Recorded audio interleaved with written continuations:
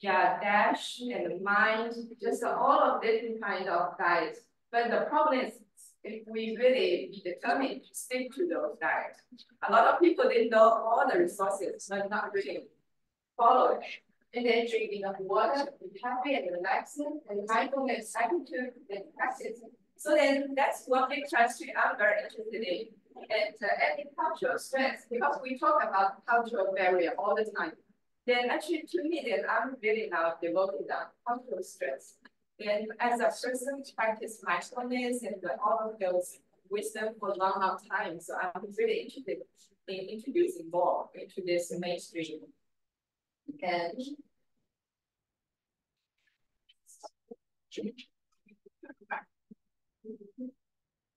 can you just remove this slide?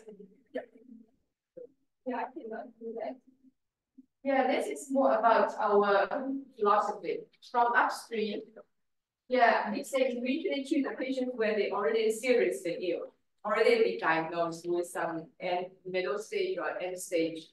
So now we just try to move it to upstream. And then from those reactive modes to proactive modes. So then that's really the things I'm very, very interested in doing. So you will see some very fun pictures later, okay? So then that's what we are doing for our wellness program. And then this is just one part of that, the mindfulness practice. Then a lot of, that's a scientifically proven practice. Then that's favorable effects related with meditation, not just the meditation, you can walking, you can speaking, you can just do everything with that mindfulness mindset. And then associate with non-academia. And that's a favorable thing for cellular aging. And also for the parasympathetic nervous system and for better mental health. So that's a very, very good one. I strongly encourage everyone just to explore that kind of. And also the neuroplasticity. Aging creates new neural pathways. So that's very important, which is going to be a lifelong learner. And then that's a very good thing to prevent. And also increase brain matter, then that's an age-defying brain. So then very nice things that improve the symptoms. Then the list can be on and on. So I just list some very obvious things. And also help the natural patients and caregivers. There are already some papers strongly support that. And then more research will come out on this topic. And then that is the growing health trend in the US. So that seems rooted from Eastern culture, Indian yoga, and some of those meditation, but actually now become very, very popular in this country. So that's something we also, everywhere I go to party, I go to some college, and everybody just said we start from some deep breathing and the meditation. Oh, wow, I didn't believe it's become so popular these days. Okay, so then that's about it. And then this is our, the last minute, then this is our wellness program. And then I'm really fascinated by Tai Chi for over 20 years. And then now I'm really interested in now that's gaining some popularity in this country. So we are going to the community centers and go to the senior groups, and then maybe the support group and the early dementia. Yeah, and then we are going to collaborate for the early dementia groups and then do something. And then just now meditation and the Tai Chi is all just provided for free. And then that's really something I dream. That's what my dream job. And then I'm very happy I'm not just on the right direction. And then that's it for today's talk. Thank you. Thank you.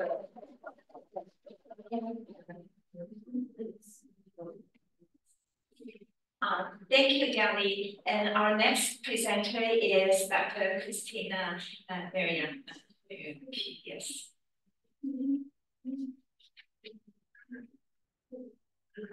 Give me a second. Okay. And Dr. Mariam won his presentation will focus on needs for Vietnamese older adults in Houston, Texas.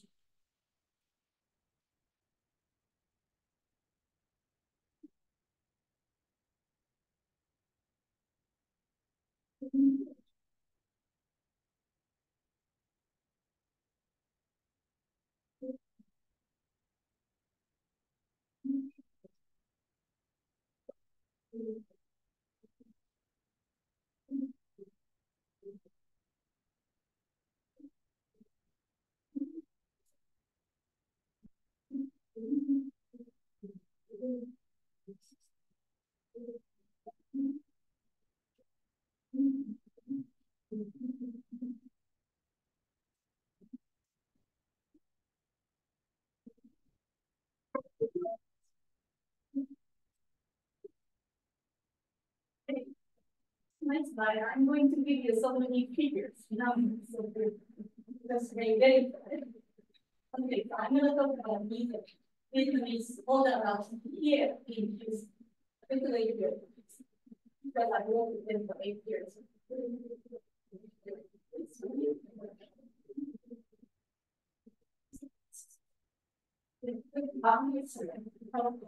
So this is the first slide. I want to give you a big picture of what ADPI population is. So the very first row, sample size is the 65 years old. Second row is the whole population. This is about 5-year American community survey. So it's a big thing. So you can please take a look at this. Pay attention to this. I know this one doesn't work, so I have to just pick that 6.2. In Japanese American 5.6. They have more older population. So white has more older population as well as Japanese American. Vietnamese, Chinese, Filipino, Korean, and Indian, they are up there. Now pay attention to the age group. Look at this, 65 to 69. They are the ones who has the most, except Japanese American. They are old because they are 80 and above. I just want you to remember this. 65 to 69 years old. We call older adults is 65 and older. But look at this, it's young older adults. They are baby boomers. And about second, they are about the same. And majority of them are married. This one is education. White in Vietnamese, they have high school diploma, but rest of them college degree. Why is that? They are very good, they are educated, they are young, older, and they speak English proficiency. Of course, if you like your own you speak very well in Japanese American, Japanese American, and also Filipino and Asian Indian. They speak very well. But Vietnamese, Chinese, and Korean, they have a little more. And we can understand why it is. Okay, what about the entry years when they immigrate? Why is that 1 year, Japanese American of 1 year? But the rest, they came, rest of the immigrants, they came 1975 to 1990, majority. And age of entry, Japanese American and whites are 1, but they came almost young adult and middle age. So those are, I want you to remember this. This is the big picture of all the transparency. Now, this one, green one, is a disability. Disability is something that is called difficult work. Independent living, it is something like independent living, something like drive or maybe difficult. Self-care difficult is eating, dressing, that's something that you can do. Cognitive difficulty is very heavy. Ambulatory difficulty, maybe can you climb up the stairs? Vision and hearing, that's you can understand, okay? Look at this, in Vietnamese. This is Vietnamese men and women. Oh, except here, Vietnamese has the highest level. Now, this is women, Vietnamese women, except here, but they still have like this one is men. Right. So you can see compared to other AA group and five, Vietnamese has the most disability. That's all my attention. I'm not Vietnamese, but I am studying about Vietnamese. And I am very much interested in people here. I see so many Vietnamese. I did the after, they came here after time. we hold the side, and then you know a little bit of a story how they came here and very cute and horrible population. It's still growing. It's a fourth artist, page and subject, and what they experience life for the first 15 years as well. Yeah. And also, reading for that experience. And how impact the traumatic escape or traumatic experience is so I created with a meeting and care survey we call it class. And then we collected all the adults and the family caregivers data here in Houston in 2018 and 2021. We did it in the middle of time. Houston is the second largest Vietnamese populated metropolitan area in the US. So we have more than 143,000. And so this was the result. Please take a look at all the red highlighted. Their average age was 76, and they are married. They've been living in the US about 24 years. And of course, they're retired, so they have low income. But they live with other people include your spouse, partner, maybe your adult children, their grandchildren. So they live in multi-generation household and they get and their health. They rated themselves. Their ADL is the one that you can do. You can be. I think you know ADL, IADL, so that's great. So we have 8 ADL, 1.7 out of 8. And IAPL, 4 is about half of it. And health conditions, they have 3 out of 8 chronic conditions. And the one that they arthritis, cognitive impairment, depression, diabetes, and hypertension. Those are the most common diseases. And this was another study. If you have liver disease is connected to investors. If you have IADL, ADL is really that related to investors. So, having arthritis and liver disease was both of the associated with depression, and body hypertension. In Vietnam, arthritis is very common. And also, liver disease, Vietnamese, it is high alcohol consumption country. So, the whole study, they came here with about 24 years ago. And so they are here about 53 years. So it means that they already have that in your country, in Vietnam, and then they know that here. This is another, I want you to please pay attention to community. So if you have depression, you have a little more than 1 point of one IDL and 3.88 of IADL. But if you have community impairment, it jumps up to 2.52 in IADL, 5 points. Diabetes depression is not much, but if you have community impairment,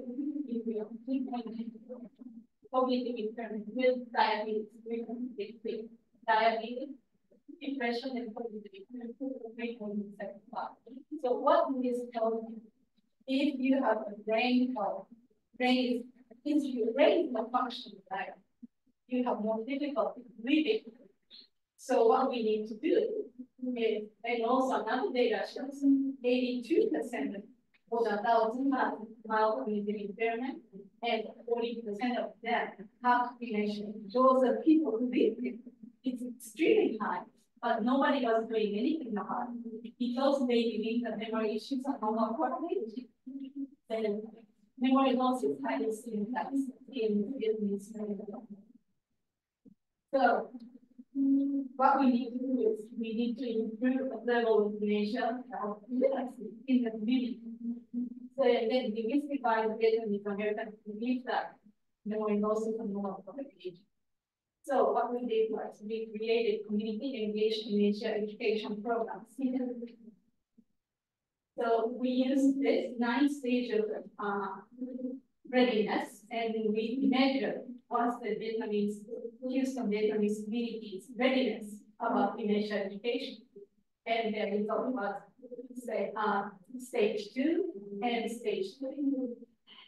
So we needed to improve community health literacy in the ongoing network and tailoring and developing the programs specifically to use of the community. And also we need to develop the dementia education theory.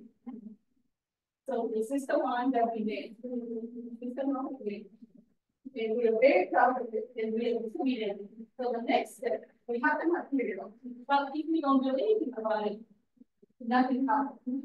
So we created to the communities health initiative. We call it the chain. I work with new age. There is a master. So what I did, I trained 28 Vietnamese students, and then we told them community assessment. This is the Montreal community assessment in Vietnamese. And we offer free community tests of experience in healthcare. And we assess over 350 members over 16 years old. I was afraid because memory loss is a significant Vietnamese breed, so I thought maybe nobody comes. But anyway, we trained. But it was very well received. Usually when we are in healthcare, there's a long line of Vietnamese people who are waiting. There are some people who are waiting for 2 hours to do this. Well, it takes about 20 minutes steps. So we were very well received. And we got the healthcare of the pandemic. And it is my team.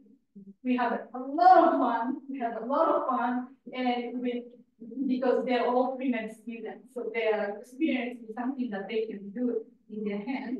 And all the adults loved it because they can talk to young people in Vietnamese.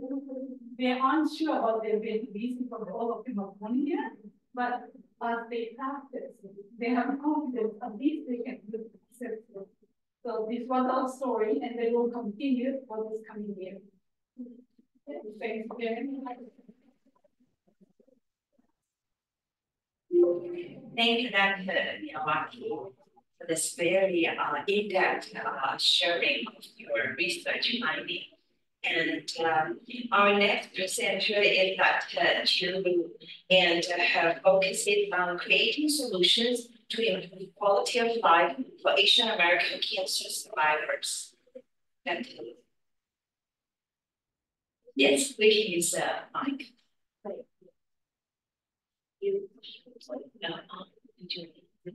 It has really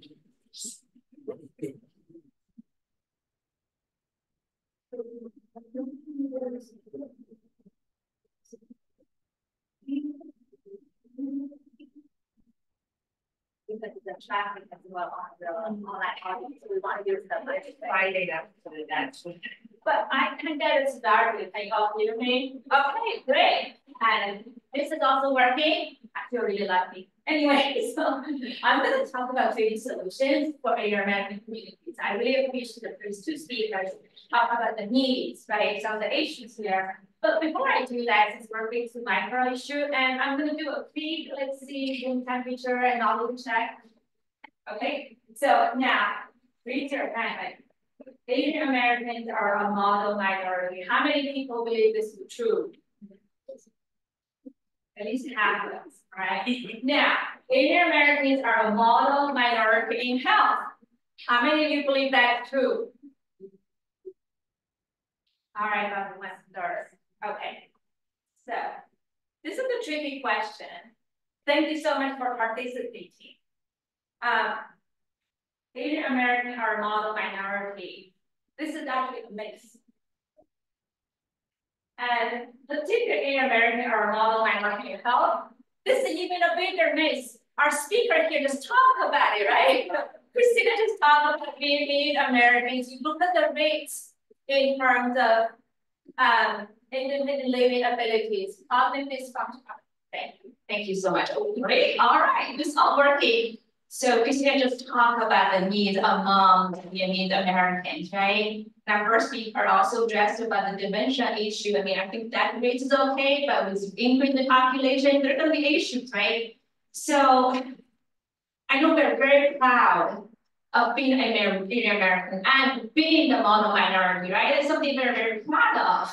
But on the other hand, it's hurting us because thinking about the Asian as a model minority, high some of the issues, particularly with regarding to health, right? Let me show you a little bit of why. One,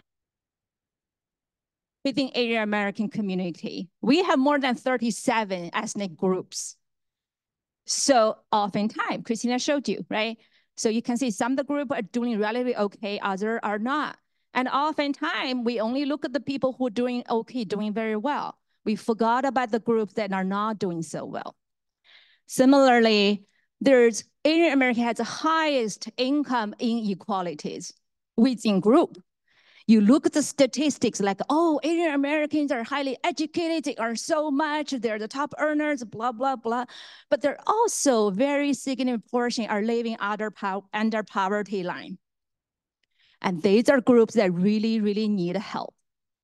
The third one, the most important one that's across Asian American subgroups are the limited English proficiencies. 78% are foreign born.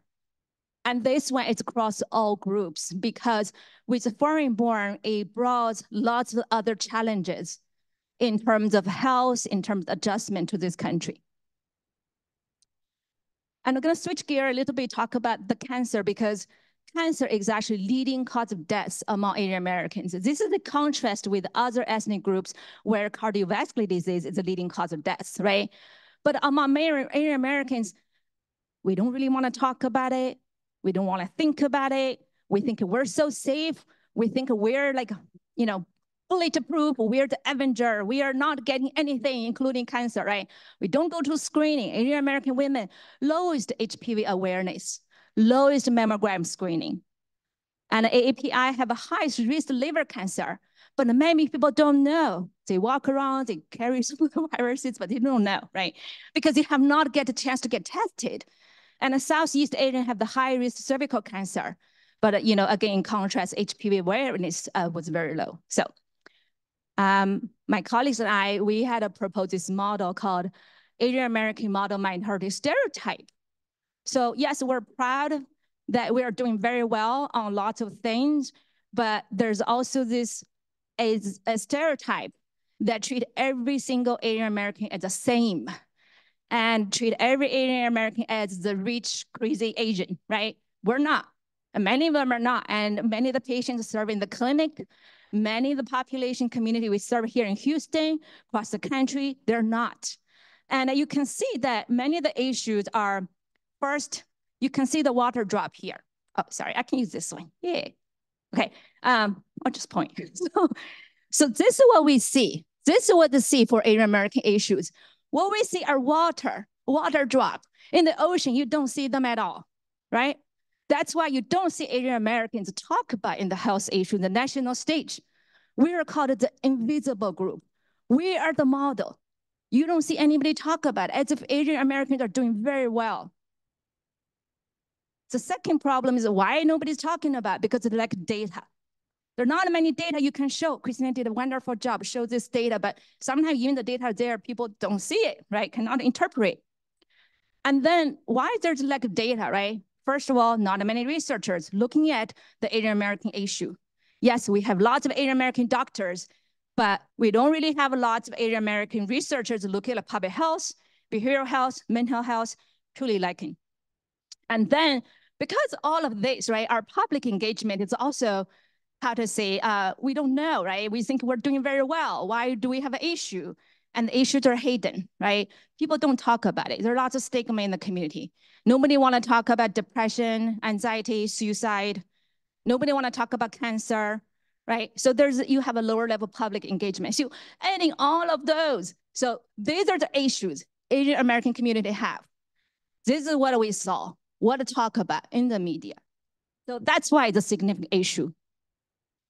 Now, I want to show you that very quick figure that in our study that we conducted with a collaborator, showing that Asian American, particularly this group, is very similar to what Christian talked about, is the Chinese, the red figure here, and the Vietnamese, the green figure here. They have a significant lower level quality of life among cancer survivors, right? The quality of life really including all kinds of domains, like your function, how you function, and what's your emotional well-being, how your family relationship, all of those.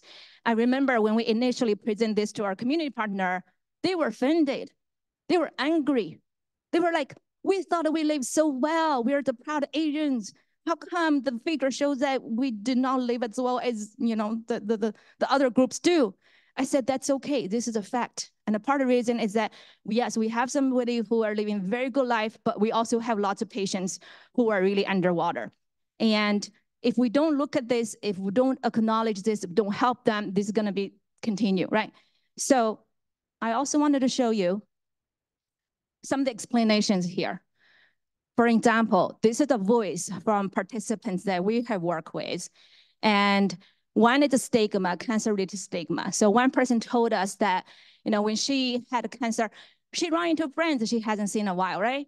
And then told them about her disease, and then they asked her how she discovered it. And some people just try to avoid her like a plague. And another person said that some people I knew had cancer, but they and my friends seemed to stay away from me intentionally. They were afraid of catching the disease from me. I remember my hair started falling 10 days after chemo. They just said hello and walked away when they saw me. Another said, I feel so ashamed to see others after I became bald, even with my cap on. So this is actually perceived stigma, right? Whether the community has a stigma or not, needs further understanding and research, but that's how a person was perceiving how they were treated. And the second one was a barrier for expressing their emotions and the need for support, but not getting it. So give you a quick example, like one person said, sometimes I feel like I can't share my inner thoughts with my husband. Even when I share with him, it's not very useful. Sometimes I just want him to see no problem or getting a hug, but she's not getting them at all. And then another person said that during the whole treatment, whether it was during chemo or radiation, I could never do things according to my own will. Whenever I need to make a choice, my husband always forced me to do things according to his will. Things are still like this today, right? So this is from like women's voice. But the last one, very common across groups, is the language barrier. And women said the biggest problem I faced was the language. My English was not good, and I felt helpless and painful. So as you can see that the stigma associated with cancer and a mental illness, this cultural norm of not expressing your emotion, even to your husband or to your family members, not getting enough support, really put cancer survivors at a very difficult situation, because on one hand, they have cancer. And as we know that the diagnosis and treatment with cancer are traumatic, right? That's exactly what they need support. But if they cannot share with friends, family, community, or family members not getting the support they need, they're in big trouble. So what we're trying to do is think of creative ways to help them, right? So if they cannot really talk to their friends, how can we help them to process their emotions? If they cannot express their emotions to their family members, get support, how can we empower them to think through? Right? Of course, it's great we get support from everyone, which I'm going to talk about in a minute, but also we really try to empower cancer patients themselves, right? Try to find ways for them to find the coping strategies and reflect on their journey and think about what they can do and empower them. And meanwhile, we also know there are not lots of resources available. For example, if you're Chinese-speaking immigrant cancer survivor, you cannot go to a mainstream support group to get support because this support group are conducted in English. So we also want to make sure that this can be done by the person, regardless of what language they speak. Even though they don't speak English, if they just speak their own language, they can do it, right? So we wanted something that's very versatile. So we found something called expert writing. And we did a study back 2003. Now we did probably 6, 7 different studies. So we just, okay, I delete that because it's a figure. So, and I just wanted to share with you that the expert writing have shown consistently improve quality of life, not just at the moment that they write, but also 6 months after they finish writing. And they only write 3 hours. So if you think about, right, the input is 3 hours and the output is improved quality of life at 6 months follow-ups. That's tremendous. So we have been doing that with all kinds of different groups, including not just older adults, but also young adults and with different ethnic groups, as well as different issue. For example, address the mental health issue, reduce addiction issue. So we actually work on lots of studies and showed positive results. So I can tell you more during the interaction, tell you how the writing was done. It's like journaling, but different from journaling is that we actually gave them specific guidance on how to write. Because for some people, if they just journal on their own, they ruminate. They start to keep thinking about why me, could not get out of this. That's why we gave them specific instruction. But because of time here, I'm just gonna leave that to the question answer session. But I wanted to move on to talk about not only we want to help individual based on their individual strategies, how they cope with the stress, right? We wanted to help with the community. We wanted to tackle into their social support network, their community, and even the system. So what we felt like is they need information, and that's from professionals. So we want to provide them with education. They also need emotional support. And if they cannot get that right away from their family members, we wanted to provide that through our community program as well as peer mentors. So peer mentors here are cancer survivors who have done really well, who have adjusted very well, and they're gonna come to help those newer cancer survivors. So this study was conducted when I was a professor at UH, and also moved later on to MD Anderson. And these are community partners at Hair Cancer Association. They're a national organization, and they have branches in Los Angeles, Houston, and New York. So we specifically collaborated with a community organization in Los Angeles for the study, that in-person portion, and named after the Joy Luck Club. It's called a Joy Luck Academy. So you can see that we have professionals come in to give lectures to cancer survivors, and also they teach on like nutrition, right? How do you read a portion? Sounds like easy, read a portion, but the label could be very confusing. So we demonstrate how to do that. We also have facilitated mentor discussions in terms of discuss everybody's journey. What do you do? And how do you handle emotions, and how to communicate with doctors? So this will be all conducted in Chinese, a language that immigrant women prefer. So we have shown that the people who participated in this program did way better than people who are on the waiting list. And this is again at a 4 months follow-up, their quality of life has been improved. And during COVID, our in-person program was canceled. So, and then we switched gear, we meet the challenge, we developed a virtual program. And now not only individuals close to the in-person program can participate, but people across the country now can participate in the virtual program and benefit from it, right? But I want to show you what's most amazing, that this program not only benefit the mentees who are the new cancer survivors, but also the mentors who have already done well, but coming back and helping with the new cancer survivors really gave them new meaning in life, right? Which means that this is very sustainable, because oftentimes a community program is hindered by the lack of resources. But if we can empower our community members, right, and then get them going, and then we can make this work more sustainable and helping more people. So we call this spread the seed. Just switch gear a little bit, because we're talking about cancer survivors, but most important thing for the future is also cancer prevention, right? The first place is that let's not having cancer in the first place. And wouldn't that be a beautiful place? And one of the reliable prevention factor is the HPV vaccine, and it can reliably prevent HPV-related cancer.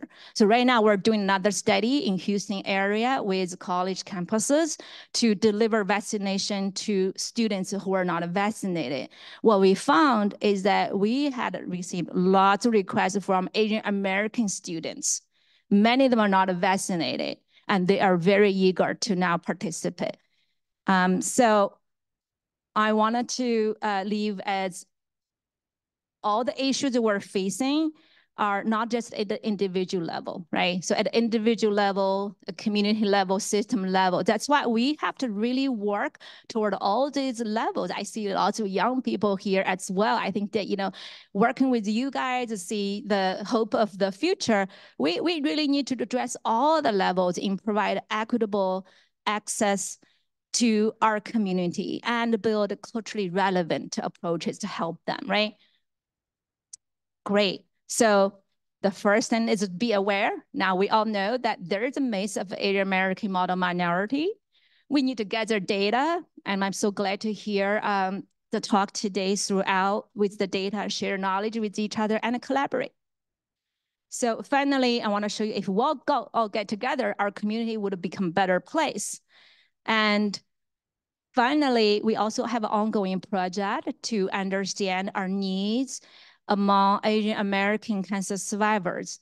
So if you are a community organization leader, if you know a cancer survivor, and please tell them about the opportunity that to work with us so that we can serve them better. And there's a QR code you can click and join.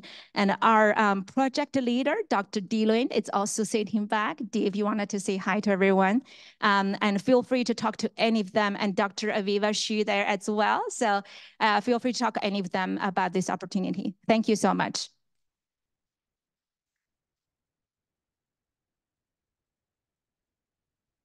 We're going to do is we'll invite all three speakers to the front. And we will do the Q&As.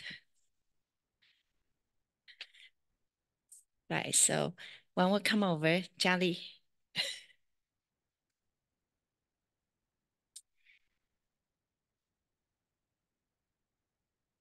I think it's wonderful if we kind of reflect on all the information from the presenters, even though they all have their focus, right? But it kind of interwoven very well. And so the first question I would like Jolly to share, you talk about Alzheimer and even the how you use different activities to help build the quality of life. When we talk about Alzheimer, and meaning you look at the age, right? You have that table. The older they get, the higher percentage they have the onset. And a lot of time, because of our culture, Asian culture, usually the caregiving part falls on the grown children, and we call them caregivers, right? And we kind of pick up news and articles on the burnout or the burden to the caregivers, especially when they take care of Alzheimer parents. So what would be your advice or suggestion? How are we going to help the caregivers? And because not to mention the economic loss, we heard of people quitting jobs to take care of their ill parents, right? And I know there was an article on how much economic loss for the whole country a year, just because leaving the workforce to take care of the parents. So what's your experience and advice to address this caregiver issue? Yeah, actually, that's a very, very big question. I can just try my best. And so just like you mentioned, we have like 11 million caregivers unpaid, and that's really valued like $340 billion each year in this country. So, and I think not just this country, the whole world. So then that's really big question. And then like our generation, we are also aging, and then our parents. Yeah, so for the caregiver, burnout became a very, very big problem. And then in this country, they already formed some program specifically helping the caregiver. Actually, in our organization, then we are also debating on a new guide model funded by CMS. And then they already realized the caregiver burden. Then they try to do something for the community navigation and the respite. Yeah, that's very important. Especially for the spouse, then the senior spouse, then that's almost impossible to take care of their dementia, the partner just for a long time. So then usually they just said, we have to speak up and then ask help. That's not a shame. That's very normal. We have to just go reach out. And then there's a lot of community resources out there. So then we can just ask. And also, very importantly, then the support group is very important. So then I think, that's why I mentioned Alzheimer Association. They are doing very great job. And for those 24/7 helplines for all different kinds of 200 languages. And also they have a lot of support group for caregivers. So then in this way, we can find some peer support a lot of times, if we are not in the same situation, then the support can be a little bit not that strong. So if you can find the people they are also in the same situation than the caregiver, then you can support each other, learn from them, and also caregiver education is very important. If we know more about this Alzheimer's Association, yeah, then for sure, then they will be more confident in coping with those situations and taking care of their loved ones. Then also for their emotional burden and the financial burden, and yeah, I think some resources out there, then so far still mostly family members taking care, especially the female family members or daughters or female spouse. So then for me, then due to my interest, I really think self-care is very, very important. If our bowl is empty, then we cannot really pour to help others. And then just like we are boarding on the airplane, then they usually just said, put on your oxygen mask first, and then in this way, just to help others. So that's very important. So that's why I strongly suggest sometimes you just do a little bit breathing exercise, then that's like training our mind. And then sometimes we cannot really change the whole world, the rough conditions, situations there, but it is still possible. We just train our mindset and then be a little bit stronger to cope with those all different kinds of situations and be more resilient. So then, yeah, actually a lot of things, but just very simple. Yeah. Thank you for, these real good suggestions because just a little bit background. My name is Qu Meilin. I'm the CEO of the Chinese Community Center. We do have, multidiscipline programs and services from the very young. We have our early childhood center all the way to adult day center. And we do work oftentimes with the grown children, and many of them, if their spouse is primary caregiver, and we've seen issues, okay?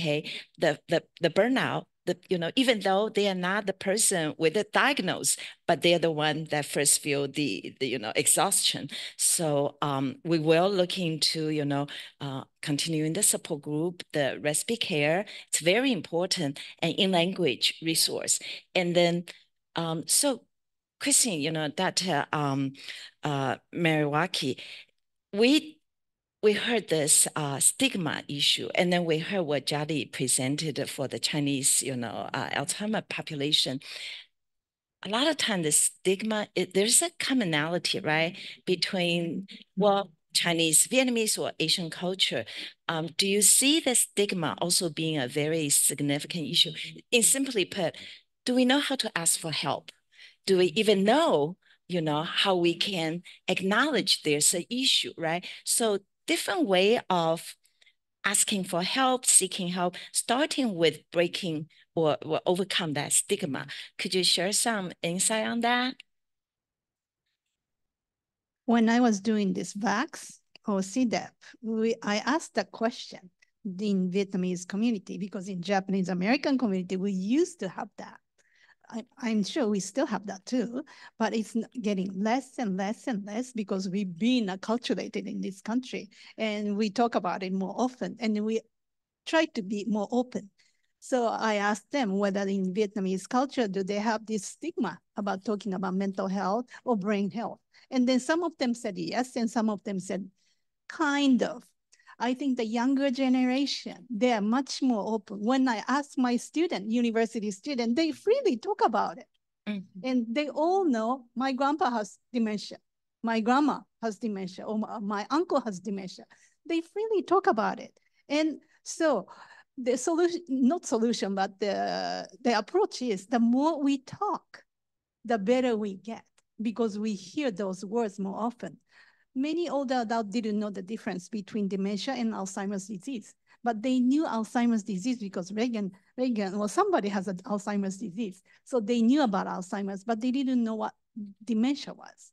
So the more we talk, the more we get used to hearing that voice. So that's why we even started from brain health, because everybody experiences some kind of memory loss, right? As we get older, even when you're 20, you forget where you put your key. So that's something that every single person experiences. But mental health, it's a lot of stigma still. They don't want to talk about, yeah, I feel a little bit down, I feel a little bit depressed and things like that. So we wanted to approach from cognitive health, brain health. Do you remember where you put your key? In the refrigerator or something? So it have kind of joking way we can talk about it. And then more people will know dementia. So I think the more we talk, the better we get. Thank you, Dr. Miyawaki. And then, Dr. Lu actually, her, speeches on cancer. We're in Houston, Texas Medical Center ranked #1 worldly, but still, just the mention of cancer create fear among many of us, right? There are stigma issue, there are informational issue, but Dr. Lu, you work, with people, they actually coexist with cancer. And I see all these kind of solution-oriented activity that you are doing. How you can help the community, the Asian culture community that face stigma, facing like, oh, it's the burden of the grown children to take ill parents, right? How you can help us or give some advice on the old card is the fear. It's almost like how are you gonna break down, tackle down the barrier? Yeah, thank you. That's a very good question, because if you think about a fear, fear lots of time it's a normal response, right? That's how we actually evolve. Fear is normal response. But then the question is when it's a healthy fear, when it's not, right? So if you think about fear for cancer, then there's a fear of getting cancer, fear of go through treatment, and a fear of being dying, right? So there's actually different kinds of fears. So in terms of fear of getting cancer, I mean, sometimes it can install a healthy dosage of behavioral change because it related to the lifestyle change, it related to go through screening. So having a healthy dose of fear is good. It motivates you to go through early screening. But on the other hand, too much fear, you become avoidant. You don't want to talk about it at all. And actually in the Asian community, there was a myth of if you go through screening, you get cancer. And why? Because before then you did not know you had a cancer, right? Now you go through screening, you get cancer. So people talk about, no, I don't want to go through screening. If I go through screening, I would get cancer, right? So I think a lot of them, it's about the education. It's education and outreach. And of course, we all need to do a better job of education, right? Because when it comes to education, we have to speak the language that everybody else speak. We can't just like, oh, you should do this, show this, the numbers, statistics, right? That may work for like a young, educated population, may work less for older population. However, the Asian community is a relational community, which means people oftentimes take the words from acquaintances, somebody you know, more favorably from a remote scientist called Chen Lu, right? So I think oftentimes we take this relational approach, work with the community. And I believe that you probably have trusted clients in your community, so are you, right? So these are kind of our community gatekeepers. And we usually kind of work through them in terms of the changing the community perception to reduce stigma and fear as well. And the third one is a role model. And particularly when you talk about, I'm kind of moving between fear and stigma because I think they are two correlated, right? When you talk about stigma, it's a abnormal perception of something that's terribly wrong about you. So I think it's important to normalize that process. You talk about how memory loss, it's normal, right? So, or abnormal in another way, right? So we can think about that in terms of like, for example, getting cancer, right? Getting cancer is normal as you're aging, as we are living older. You know that 1 in 2, 1 in 3 person is gonna get cancer. So I hope I look left and right. I will be the one. I will go through screening, right? So I think that, it's we have to have role model in terms of speaking of the story from our lived experiences in our program for the Joy Luck Academy. What really helped participants, our community member can start to reduce the sense of stigma is to see somebody else who are doing so well. Now they're proud, having that identity. having gone through cancer, rather than feel like, you know what, I don't want to tell anybody because I feel so ashamed. Right now, they can see, look at her. She has done this. She spoke about it. She told other people, look how well she's doing. So I think from their inner side, it's very uplifting and by sharing that story. So I do agree with you talking, but intentional talking is very important, right? Not just let everybody talk about what they want, but like bring advocates, bring people who have that experience, share that lived experience within the community. I think it eventually would reduce fear as well as stigma. And then lastly was that lots of immigrants are coming from, for example, in our study, Chinese immigrants, right? The immigrant from China.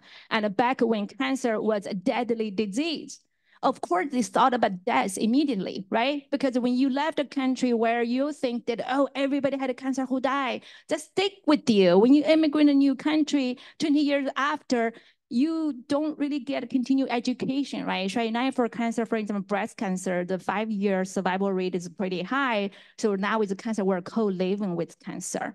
So cancer is a chronic illness, right? So I think that's very important to bridge that gap. Thank you. Thank you so much. And well, excellent sharing.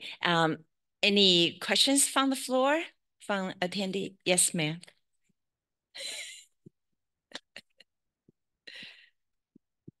I actually just wanted to give you the floor to talk a little bit more about that expressive writing and what it looks like in a little bit more depth, because I was really interested in it. I have a long family history of cancer. I started mammograms at 29. I had my 30-year check-in literally yesterday at MD Anderson. So I really appreciate the multilingual support that you're providing. And I just want to know a little bit more if you have some time to talk about it. Wow, thank you so much. Now we're talking about talking, right? Thank you so much for speaking up about your own experience.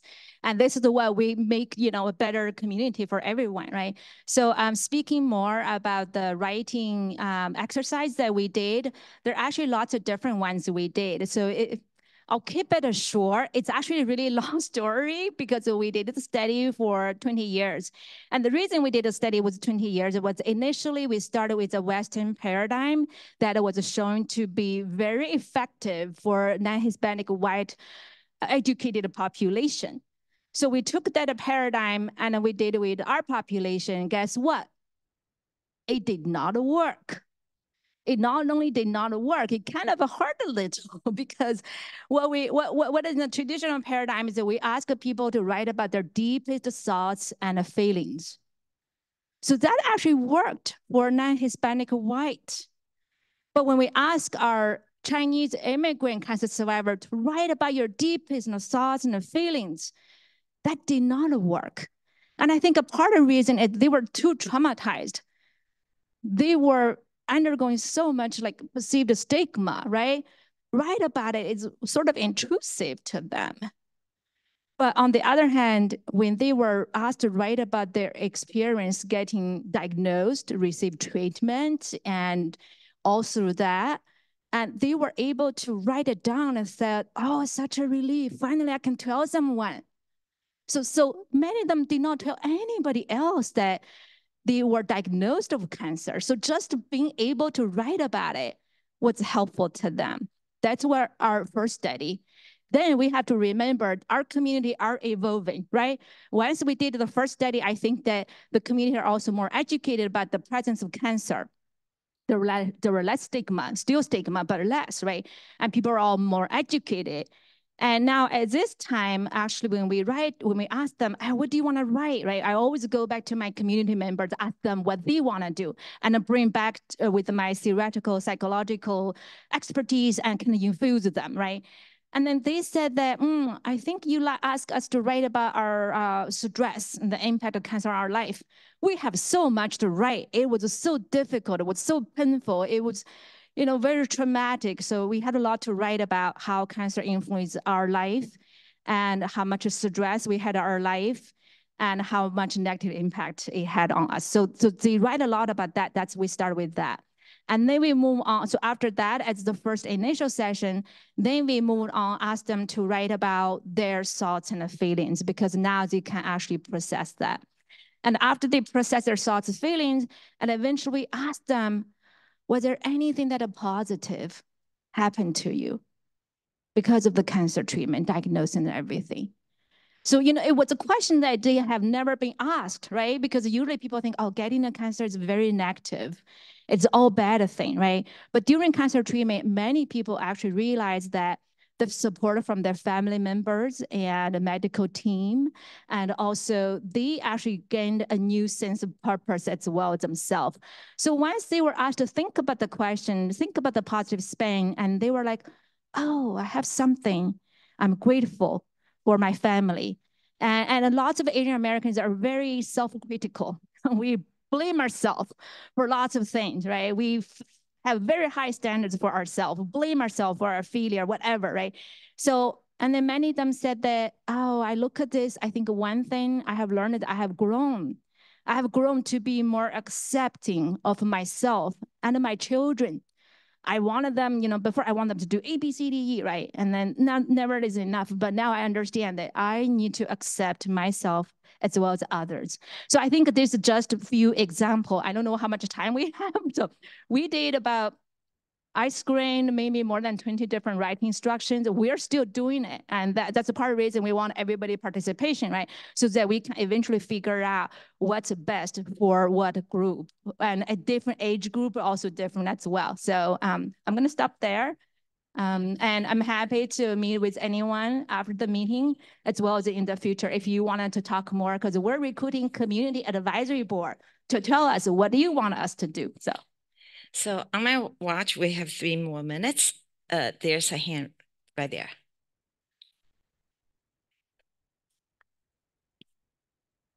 Thank you. My question is for Dr. Miyawaki or any other panelists. For the study looking at the effects on instrumental activities of daily living, was there a trend for which ones were the most affected for elderly? Was it, because a lot of them can affect healthcare access, transportation, preparing meals, managing finances. Thank you.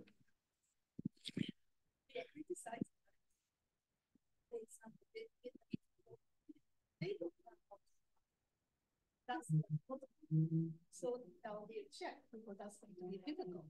And then also there is a one that financial, like writing a check. There is no check.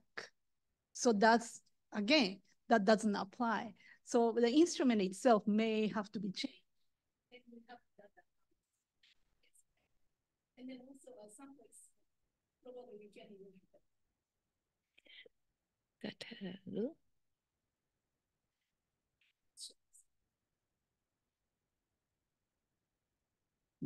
So maybe I just want to add several, but that's not really directly related to your question.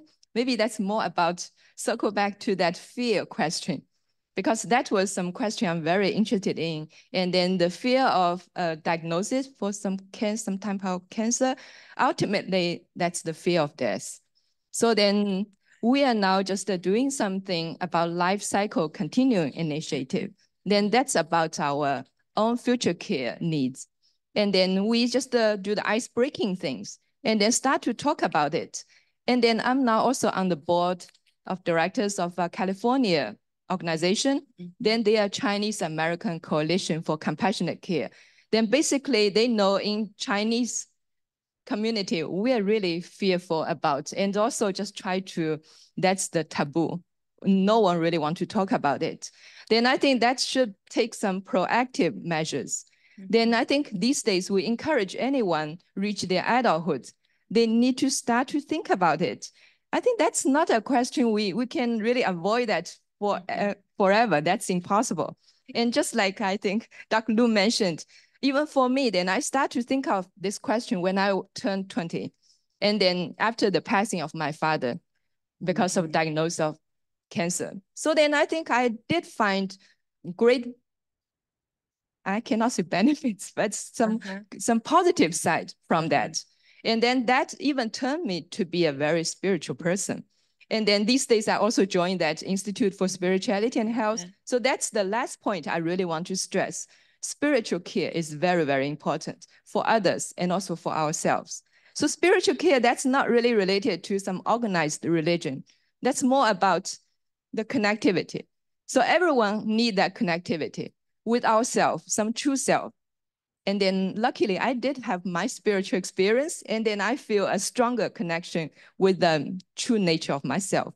And then with higher power, it doesn't matter what kind of narratives, then with that higher power, and also with the relationship, the people around us in this room, and also with the nature. I'm a strong lover of hiking in the mountains. So then all of those related to spirituality. So I found that was very essential for this type of care. And then I think that will be the future of this field. That's my strong belief. Let's squeeze in that question before we wrap up. Thank you. I'm trying to follow your lead on fear. There's a held belief out there that if you get a stressful disease, maybe relate to what you did in the life past. So this is kind of like a repercussion of what you did in the past life. The second fear that I'm trying to mention to you is kind of like a personally, because I read a lot. And there's two different movements out there. They want to reclassify the Parkinson as the diabetes type 3. And also the cancer may not be genetic. So there may be a time when it's changing from metabolic into the genetic. That may be the reason why we couldn't get a headline or headstride on the cure and everything. I'm trying to refer to the latest research in France.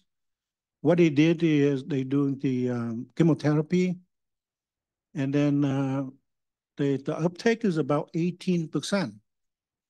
So they seeking help from American, and one of the doctor, come over there and try to ask him permission to stop the trial. And he measured the microbiome on all of the participants. The 18% is the one that have good microbiome. The 82%, the other 82% is not. So he suggests that he's gonna give the microbiome therapy first, and then they can go back to the chemotherapy. So it's changing from 18 to 82%. So can you make any comment on that? Thank you. In the interest of time, do we want to do this one specifically, or we can continue the conversation? We'll have timekeeper here, right?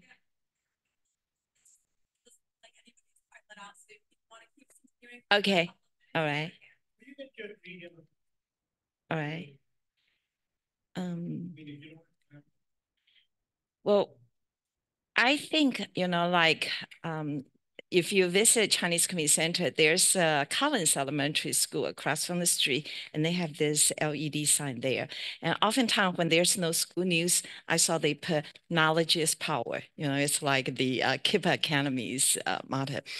Knowledge is power, but in the scenarios that we talk about and the topic we talk about today, that knowledge encompasses a real broad spectrum. Knowledge of, remember I used that, back in the 80s when I first practiced in the psychology field, I remember my supervisor always say, if people didn't ask for help, you cannot help them, period. So how to ask for help, that does, kind of have a 101 there is you have to come to terms with the issue. It's self-acknowledgement. You come to terms with that first. Then the next step is you can seek help. So the knowledge part, I think there's one slide saying that we can do their resource from here, and the bottom is the community. So it takes the whole village to address these issues. But that's why I say when we give a modern, interpretation of knowledge is power, is that knowledge is beyond book knowledge. It comes from role model. It comes from life experience we share, it comes from Mother Nature. So I do want you to have the opportunity to continue the conversation with with the panelists. And basically, we're going to wrap up this session. And I want to thank again of our three esteemed presenters and thank you for sharing your research, because I know some of you have done this research for 10 years, and that's a lot of effort. So let's continue with this through communication, and presenters information is in the I believe if you go to the Health Summit, you will find their contact information. Thank you.